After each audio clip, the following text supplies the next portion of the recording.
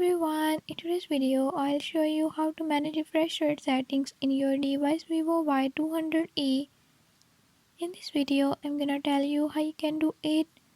Before I start, if you are new to my channel, don't forget to subscribe and hit the bell icon. Watch complete video and learn how you can do it. Let's watch the video.